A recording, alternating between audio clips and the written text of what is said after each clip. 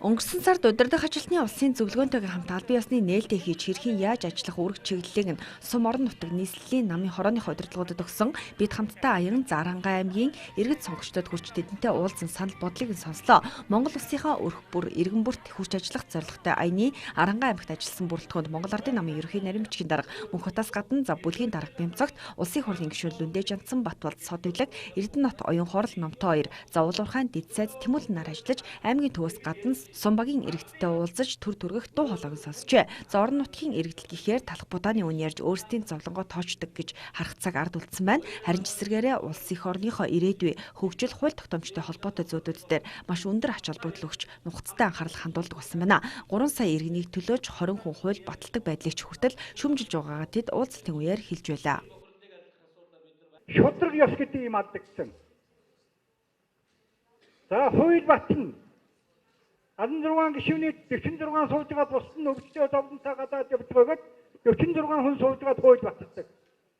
46 хүний одоо нэг 51% нь гаруургаа баталчихвал өнөө 76-гийн 51% батлах ёстой юм чинь 50 хүний 50%-ийн одоо юуны 50% бодохтой зөв хуваас нь нэг нь баталчихж байна гэсэн үг. Ингэж хууль батлах бол одоо өөдөө хууль гарахгүй. Нэг тэрийн хоёр ахмад хүн одоо ямар нэг аргаар мөнхөш учраас нэг нь ямар нэг аргаар одоо хордоо гэж үсгэд нөгөөд нь нэг жил ч одоо 2 жил ч бол тэдгэрийн өгчгнөө гэд нэг юм яриадсан тэрийг сонссон ахмадууд их баярлаад байсан. Тэгтээ нам болчихсон. Иймэрхүү аргаар хүнийг бас зарим нэгэн юм ингээд тогтоож аргалж аргын ингэж олж хуурдгийг гэвэл бодвол таармаар юм шиг санагдаад байгаамаа. Сонгуулийн хуулийг үл нэрдээ их учирны байд баталж өгөөрэй. Тэгээд жинхэнэ 76 ч байдаг юм уу 16 ч байдаг юм уу хүн болгоноор саналыг ахуулж хоолгол болгож өгөөрэй гэсэн нэг юм санал байна.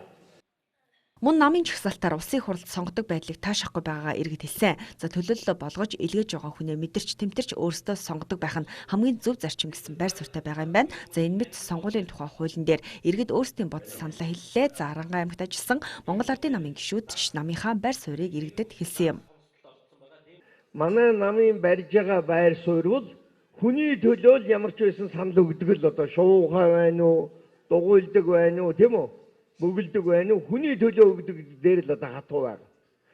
Тийм ч учраас бүр аргаа барахтаа ард түмний санал асуулга явуулъя л гэж байгаа байна.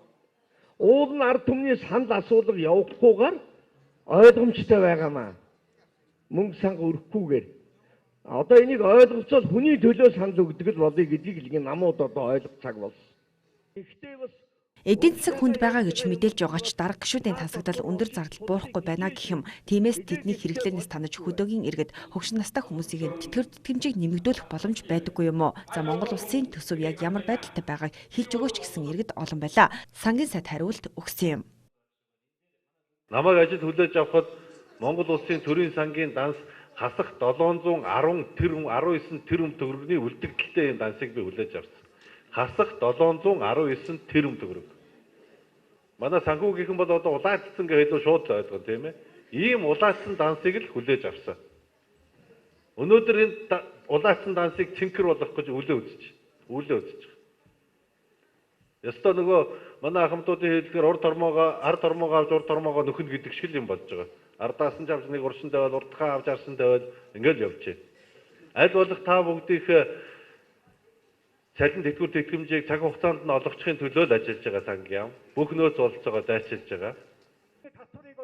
Бид хамтдаа аяны хүрээнд улсын хурлын гишүүд Монгол Ардын намаас сонгогдсон сайд дарга нар ингэж өргөн бүрэлдэхүүнээрээ явж хөдөө орон нутагт ажиллаж байгаа нь за иргэдтэйгээ нүүр тулан уулзаж асуудлыг сонсон газар дээр нь бодит мэдээллийг өгч Монгол Ардын нам иргэдийнхээ дунд байдаг ард түмний нам гэдэг илэрхийлэл хэмээн харагдаж байлаа. Энэ нутгаас сонгогдож энэ нутгийн иргэдийн саналыг авахар зорж ирээгүй за Хавьяас нь Төв аймаг, Ховд аймаг, Завхан, Сэлэнг, Орхон, Өвөрхангай аймагуудаас сонгогдсон улсын хурлын гишүүдэд Арангаа аймгийн иргэд энд хүртэл ирж за мэдээлэл өгч тэдэнд уулзсанд талархаж байгаагаа илэрхийлэн уулзалтын төгсгөлд хэлсэн юм. Уулзалтын дараа Улаанбаатар хотоос очсон урлагийн баг мөн арангаачуудад урган бүтээлхээ дээжээс өргөн барьж ая дугаараа мэдчилгээ дэвшүүлсэн юм.